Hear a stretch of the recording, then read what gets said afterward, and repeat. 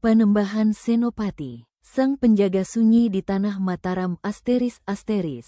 Di antara kabut pagi yang turun perlahan di tanah Mataram, lahirlah seorang pemimpin yang tidak hanya menggenggam pedang, tetapi juga menundukkan hatinya di hadapan Tuhan.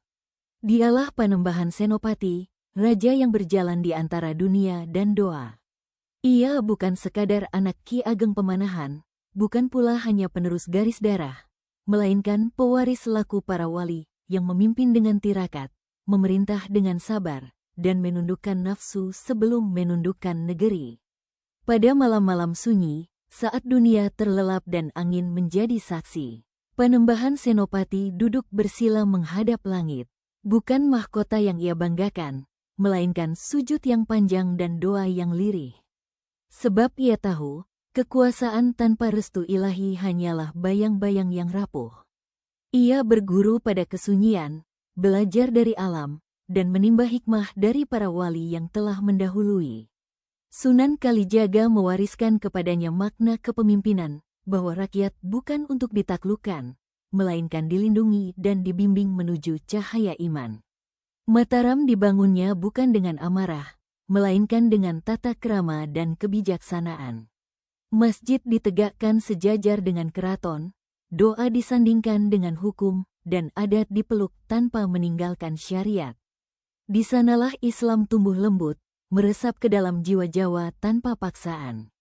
Konon, ketika Senopati bertapa di tepi laut selatan, ombak pun merunduk dan angin pun diam.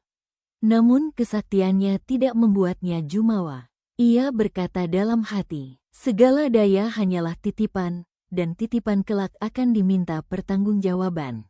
Dalam setiap keputusan, ia lebih takut pada murka Tuhan daripada pada pemberontakan manusia. Sebab baginya, keadilan adalah ibadah, dan kepemimpinan adalah amanah yang kelak dipertanyakan di akhirat. Panembahan Senopati mengajarkan bahwa raja sejati bukan yang paling ditakuti, melainkan yang paling mampu menahan diri. Ia memilih diam ketika amarah datang, memilih musyawarah ketika pedang meminta dihunuskan.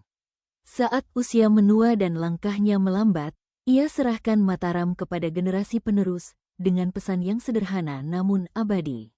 Jaga iman sebelum menjaga singgasana, karena kerajaan akan runtuh bila jauh dari Tuhan. Kini namanya dikenang bukan hanya sebagai raja, tetapi sebagai penjaga sunyi yang menanamkan nilai wali dalam tubuh kerajaan. Jejaknya bukan pada istana megah, melainkan pada doa-doa rakyat yang hidup damai di bawah naungan iman. Dan hingga hari ini, roh ajarannya masih berbisik di tanah Jawa, bahwa kekuasaan sejati adalah tunduk kepada Allah, dan kejayaan hakiki lahir dari hati yang berserah.